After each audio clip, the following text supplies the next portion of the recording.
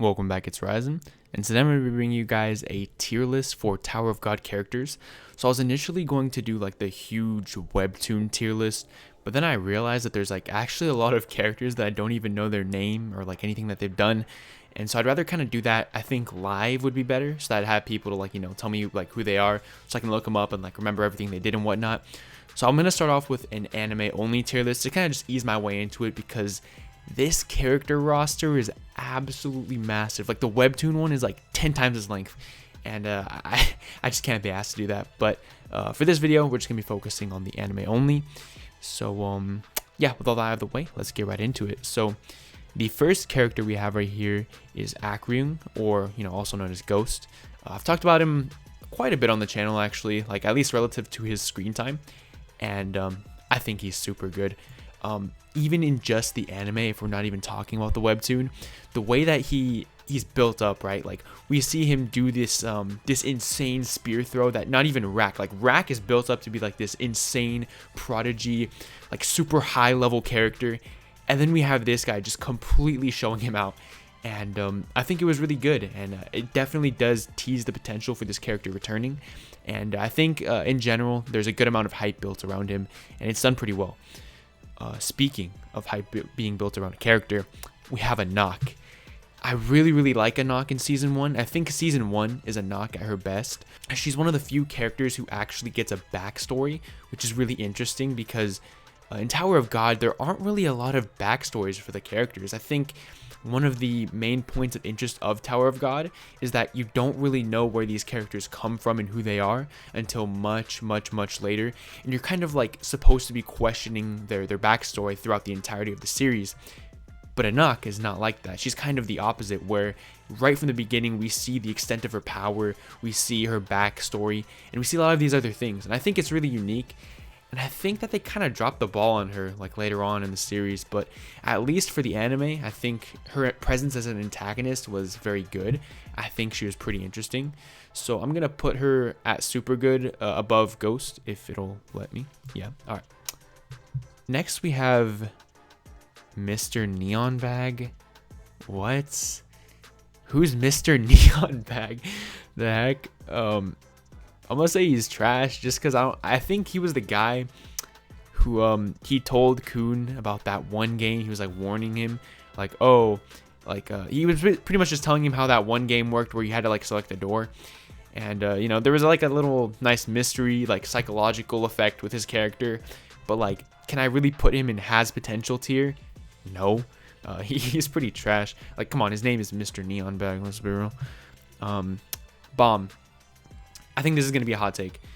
If you've watched my channel, you know that I think Bomb is one of the greatest main characters of all time. I love Bomb. He's really well written, but I think why he is so good comes at the cost of him being terrible in season 1.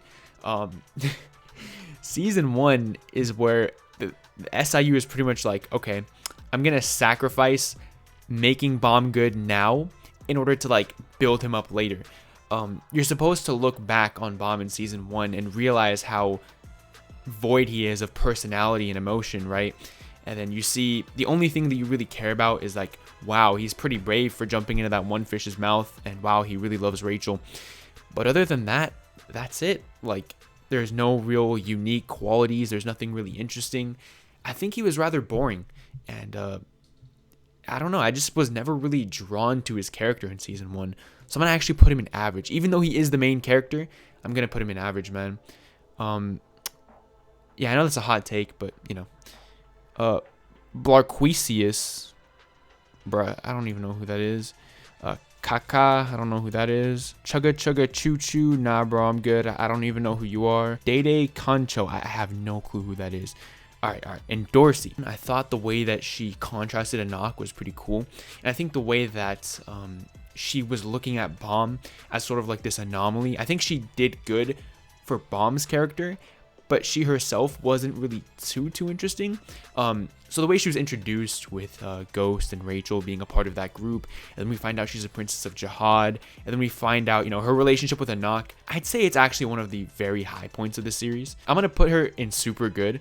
Probably above Ghost, but behind Anak. So the thing about Androssi, right, is that she wants to climb the tower with Anak, and she wants to do it through pretty much the most underhanded means possible, right? Betrayal, just disregarding human life, you know. And then she sees Bomb wanting to do the same thing with Rachel, but with kindness and empathy. And she's looking at him like, bro, you're an idiot. And Bomb is like, I don't care. This is just what I'm going to do. And she's kind of drawn to that, right? This kind of dynamic definitely changes throughout the next couple arcs. But at least in season 1, I thought it was pretty interesting how she viewed him that way and how she was drawn to that. I thought it was pretty cool. And so I think she goes above Bomb just because she has that little bit of complexity. But that's pretty much the only thing that she has going for her. All right, next up we have Evan. Honestly, I'm going to put him in has potential. He doesn't really do much. He's kind of just like overreacting at everything that Yuri does. Well, I guess it's not really an overreaction. It's kind of a pretty reasonable reaction, to be honest. But yeah, he doesn't really do too much. So I'm just going to put him in has potential because I guess we're kind of interested to see what he does going forward. Next up, we have Gray. I don't know who this is, so I'm going to put her in trash. Han Sung-yu. I'm going to put Han Sung-yu also in has potential. He's pretty entertaining with this whole instant coffee thing, and we definitely get the vibe that he's really powerful, and there's a lot of like sinister undertones and things that he's doing behind the scenes that we don't really fully understand. But he actually doesn't really do too much within the story. We don't get to get a full understanding of his character, which is kind of like the whole point of him in season 1. So I think has potential is pretty good for him. Hots. I'm going to put Hots again. This is probably a really hot take, but I'm going to put him in average. I'm going to put him above Bomb just because he's cooler. But he doesn't really like have anything interesting going on with his personality. He's just kind of like a really, really cool swordsman, which is all he really needs to be. That's like, you know, who he is. That's his purpose in the story. So I'm going to put him in average. I don't think he really reaches the levels of hype or interest that these characters reach, but he's just pretty cool. Cooler than Bomb anyways. Next up, we have Hedon. I'm also going to put Hedon in has potential. Again, because he doesn't really do too much, but we do get the vibe that this guy is pretty insane and he's really important. And so, yeah, I'm going to put him behind Han Sung-yu because at least for season 1, he doesn't really provide as much value. So that's kind of like my reasoning for that. Next up, we have Your Mom. All right, next up, we have Ho. I think Ho was a very interesting character, actually. I thought that the way she was really jealous of Bomb and the way that she kind of served to represent how the tower is very unfair, right? The tower is all about talent and luck, pretty much. That's all that really goes into it. It's about talent, luck, and betrayal. And she represents these 3 concepts very, very well. And I think she's the first... She dies, right? Yeah, she's like the first major death in the series, which I really appreciated. I thought it was really well written. So I'm actually going to put Ho all the way up here. I think that she was pretty much a perfect character to have in season 1. I think she really set the stage for what is to come very, very well. Next up, we have Hwa Ryun. I think in terms of the later arcs, she definitely would be up here. But in terms of season 1, I'm just going to put her in average. I think she does more than Han Sung-yu, Hedon, and Evan. But she doesn't... I'm going to put her behind Bomb, of course. Season 1, she doesn't really do too much, but her presence at the end, I think, is really what like opens your eyes and makes you realize, yo, what is up with this character? What does she truly want? And I think it's really interesting how they do that. But if it wasn't for that, I'd probably just put her in has potential. But because she had that interesting moment towards the end, I'm going to put her in average behind Bomb. Not really reaching that Hats tier because Hats is just really cool, man. Next up, we have... It looks like a Star Wars alien, dude. I don't even know who that is. Hatchling? I don't really remember too much of what this guy did. He kind of just pulled up, helped out, and left. But the fact that he was a part of the Khun family honestly kind of piqued my interest. I'm going to put him in has potential, but I can't really put him above these 3 guys because these 3 are very, very important to the story. Whereas this guy, he could have just not existed and nobody would care. Finally, we get to the meat and potatoes of this list. Khun. God tier. I could go on, honestly, for like half an hour right now about why Khun is such an absolutely incredible character. For me personally, Khun was the only reason why I wanted to continue watching season 1. And when I switched over to the webtoon, he was the only reason why I wanted to reread season 1. Because he's just that good of a character. We don't really get too much on his whole philosophy, on his whole outlook. That comes a little bit more later, and it's pretty subtle, I'd say, more nuanced. But the way that he behaves and interacts with all the other characters is absolutely tremendous. So where to even begin, right? His introduction, oh my gosh, bro, I can't even, okay. All right. Let's start off with the crown game, okay? That's probably not the best place to start, but let's just go there, okay? We have him duplicating the crown, right? Throwing the fake crown, and everybody's just fighting over it. And then he realizes that he does indeed have the true crown himself. And then we get the reveal that this entire time he was carrying people in his bag that are now indebted to him, right? And I don't know, like, he just had like 3 major plot twists in that one single challenge, and you really just open your eyes like, dang, man, like, this guy's a genius. And then we go into the hide and seek test, right, with Quaint, and we see his like another like 4-layer strategy where he does these like plot twists. Like, he is responsible for like 90% of the plot twists in season 1, which I find to be just absolutely incredible. I think SIU put so much time and effort into really writing Khun as a character and devising his strategies, but at the same time we realize that he does have weaknesses, right? He tends to overthink, right, which makes him, it kind of humanizes him. It's really interesting when we have a character who seems to be so powerful, so perfect, so much better than everybody else in the season, yet at the same time is humanized by his overthinking and his ego at times, right? It's really human. It's really good. And this character is just so incredibly entertaining. And if you're an anime only, it pleases me to tell you that this character will continue to deliver and just be one of the greatest side characters ever written, man. Even if we're comparing like manga, if we're comparing other anime, he's just top tier regardless. Leon number 3. Who is this, bro? Maybe if it was Leon number 1, he'd be god tier, but I don't even know who this is, to be honest. Here we have Lero Ro. I think Lero Ro was very good. It struck me as interesting how there was obvious corruption going on, yet he didn't stand from it. He was kind of like independent of all the corruption. And it made me realize that even though he's kind of edgy, right? He's like this ranker who likely has killed thousands in his time climbing up the tower. He still does have morals, right? And he still genuinely cares about people. And I think he's also a very necessary presence in season 1 to kind of set the precedent that even though you kill a bunch of people, even though you betray a lot of people, most likely, even though you're willing to see these regulars die in front of you, right? It's not really Lero Ro's fault. It's just kind of a necessity to survive the tower. And he's as good of a guy as you can get from somebody who has climbed the tower. And I think just like Ho, he is a very necessary presence in the story. And I think he allows the reader to realize a lot of things. So I'm going to put him probably, I think here is fair for Lero Ro, if I'm being honest. So next up we have Laure. Hopefully I'm saying that right. I haven't really spoken his name out loud before. This might be controversial. I'm gonna put him in has potential. Actually, now I'll put him as an average, right behind Hwa Ryun. And this is gonna be because, again, he doesn't really do anything. He never does anything, right?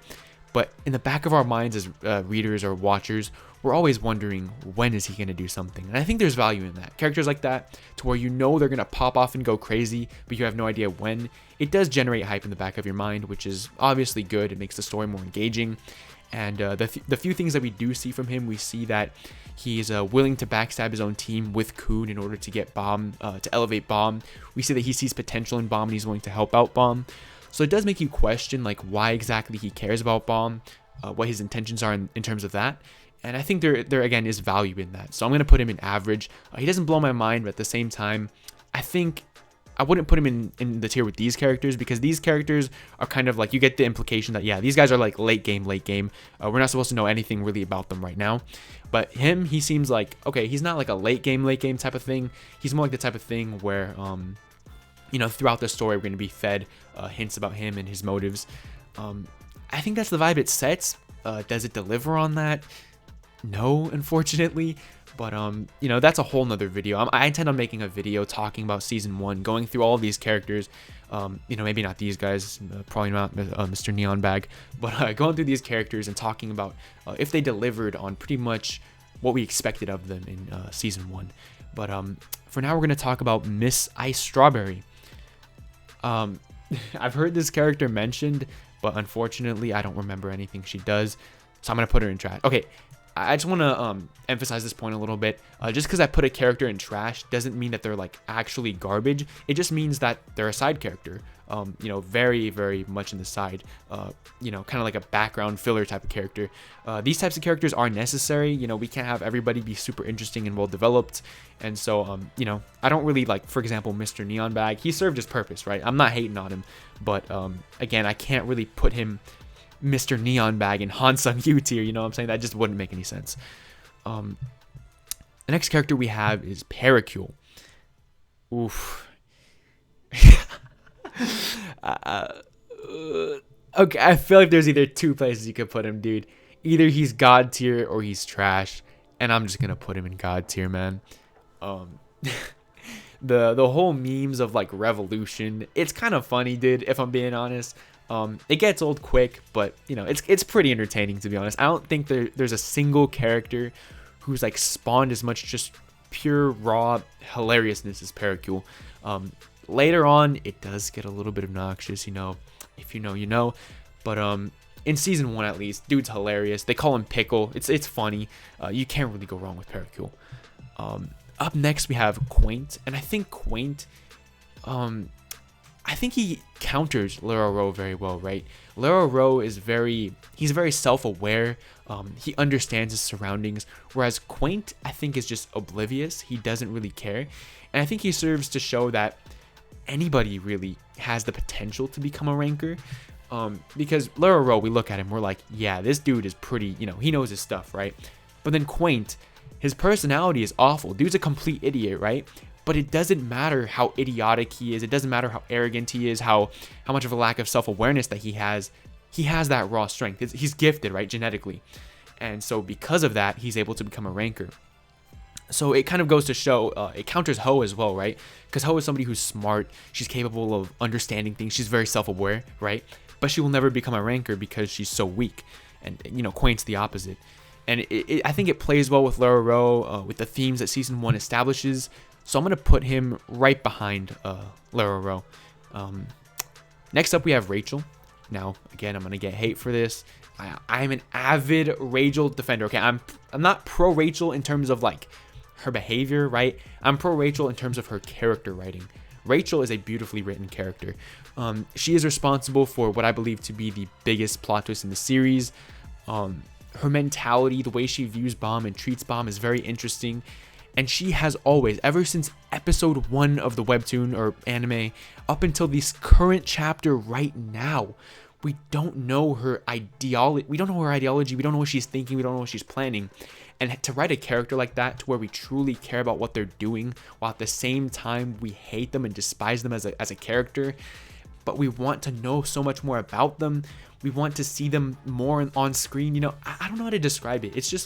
It's a character that I've never seen before, the type of uniqueness that she brings to the series. And I think Tower of God wouldn't be Tower of God without Rachel, even in season 1, especially in season 1, actually. So I'm going to put Rachel in the God tier. She doesn't carry as hard as Khun for me personally, which is why I'm putting her behind him. But, you know, I think she's better than Paracule, if we're being real. Next, we have Rak. Now, for Tower of God as a whole, I'd probably put him in super good. But for season 1, come on. Rak is hilarious. I think that the way that he interacts with the squad, he kind of brings that balance that you need from a squad. You know, we got that one guy, Bomb, who's kind of like... Bomb, he brings the squad down in season 1 because he doesn't have any traits. He doesn't have any interests, right? The squad is really about that Khun and Rak dynamic, right? Brains versus brawn, thinking versus gut reaction. You know, I've talked about it before on the channel. And Rak is also funny, man. He brings that intensity that we need, that humor that we need. And I think he's an integral part of season 1. I can't imagine season 1 Tower of God without Rak, just as much as I can't imagine it without Khun or Rachel. So that's why he goes in God tier for me personally. Next up, we have Ren. I think that Ren as an antagonist was pretty weird. I'm gonna put him in. I can't decide between average or has potential. I liked Han Sung-yu more, to be honest. I'm gonna put him right here, simply because we don't really get too much of his intentions. We know he works for, like, Jahad's private army or whatever, and he wants to retrieve the 13-month series weapons.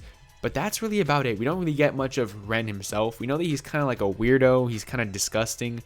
But other than that, we don't really get too much, So this character didn't really interest me personally. But I wouldn't be opposed to seeing him re-enter the story. So that's why I'm going to put him in has potential. Next up, we have Loziel. I don't even know who this is, bro. She's going in trash. Next up, we have Serena. I actually remember this character. I think she was the character who just straight up left. She said, you know what? Tower climbing ain't for me, so I'm just going to leave. And I think that was very good. It made her seem very human, And that's kind of a recurring theme with these characters. I think SIU does an amazing job of really portraying them as human, more than any other series that I've read. And I think it was just a very necessary aspect of season 1 to have a character just be like, you know what? This is too much for me. I'm leaving. It's kind of like JoJo's, that one guy, I forget, with that one weird poison stand in part 5, where they were like, yo, we're going to go take down the gang boss. You win? And he was like, no, I'm not in. This is crazy. I can't do that. And I think there's always value in having a character that really is able to bring out the intensity and the insanity of other characters. Because we see her and we realize, yeah, she's normal. I'd probably react the same way. And then we look at Khun and we're like, yo, this guy's a whole animal, So, I think just that alone earns her the spot in average, but I can't really put her in this tier with all of these great characters. Next up, we have Shibisu. I'm going to put Shibisu in average here. Honestly, I enjoyed this guy more than Bomb, if I'm being completely honest. I think Hatz's coolness gives him the edge over Shibisu, but Shibisu was great. Again, comic relief, pretty funny, pretty interesting. It definitely builds up a little bit of hype because we wonder how somebody like him, I think he had like a best seed or something. He basically got like they basically were acknowledging his potential, even though he seemed to be just kind of garbage. And it definitely does build up a lot of hype, a lot of interest in the character. And this character is somebody that continues to just grow on the readers over time, which is why I think he shouldn't be and has potential, because he kind of like, I think he blossoms in season 1 in terms of like getting you to like him, getting you to have interest in him, and it just continues to deliver, which is my reasoning for putting him in average. The Bomb going here is going to be really, really controversial again, but keep in mind, I'm telling you right now, Bomb is one of my favorite characters in all of fiction, okay? I love Bomb. You can watch my video on Bomb where I just go a full 15 minutes talking about how amazing his character development is. I love Bomb more than most people probably that read this. Bomb in season 3, the reason why he's so good and amazing, even in season 2 as well, is because of how bad he was here, right? So, again, Bomb being right down the middle average, I think really does fit his character and who he is. This character, I don't even know who that is. I'm going to just put her in trash. Now we have Yuri. I'm going to put Yuri. This is, again, it's my list. I'm not even trying to be objective here. I was more interested in Han Sung-yu than I was in Yuri. I thought Yuri was pretty cool, like how she like did a flick move. She like flicked Ren, right? And then just by one flick, she pretty much like almost killed him. I thought that was really cool. But I think Yuri is a character trope that I've seen millions of times, right? She's that one beautiful woman who takes a liking to the protagonist and gets really, really angry all the time. How many times have we seen that? Probably a million, right? Season 1, she wasn't really too unique. I like learning about her character over time, learning about what a Princess of Jahad is and how she counters that and her behaviors, right? I think it's very, very good as time goes on. But just in season 1, I think is again really laying the groundwork, right? We're supposed to get the idea that she's hot-tempered, she doesn't follow the rules. And then as later seasons come and we start to, truly understand what it means to be a Princess of Jahad even more, especially in season 2, I think it's the Name Hunt Station. We get more lore on the Princes of Jahad. We get to truly understand their ideology, right? What Jahad expects of them, all that stuff. Then Yuri's personality starts to become more interesting. But for now, in season 1, she's kind of, pretty basic, I'd say. But Han Sung-yu, I think has to top this list, because I was personally really interested in what he was doing behind the scenes. It does a great job of telling you, yeah, this guy's working on something in the background, and it's pretty crazy, right? That's what it tells you. But with Yuri, with Ren, it doesn't really give you that, right? Which is why I think that they're below Han Sung-yu. And again, I'm not putting Han Sung-yu in this tier because he doesn't do anything yet, right? We just get the vibe that he's going to do something. And I think, actually, now that I'm gassing up Han Sung-yu, I kind of realized that Ghost and Han Sung-yu are pretty much the same for me. Yeah, I think my take on Ghost being super good is pretty biased because of, you know, what we know now a little bit more about him, how, you know, his mystique has been continued to be built.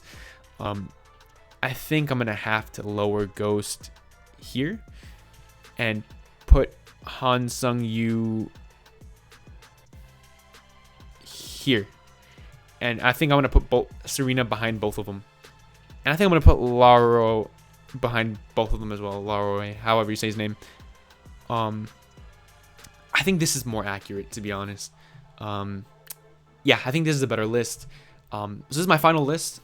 Definitely let me know what changes you guys would make. Again, I want to make a tier list, like a huge tier list with like all of the webtoon characters, but that's gonna take like probably an hour, to be honest. I'm gonna need people like in chat helping me out, because again, you can tell by here, like I don't even know any of these people, right? So I'm gonna need people to help me out, remind me who these people are. Maybe I'll look them up a little bit. And yeah, that's about it for this video. Thank you so much for watching again. If you enjoyed, consider subscribing, leaving a like on the video. I make tons and tons of Tower of God content. If you'd like to take your support to the next level, I've just launched a Patreon where I do Tower of God chapter reviews for the Fast Pass chapters. I have them all on there already. I upload them early, so you can see those before they're out on the channel. Shout out to my patrons, Olibinus and Demon God Kane. Extra special shout out to Demon God Kane for being a part of the irregular tier. It means the world to me. And, you know, everybody who's just subscribing, commenting, liking lately. My videos have been doing pretty well. I appreciate it all. And, yeah, that's about it for this video. Goodbye, guys.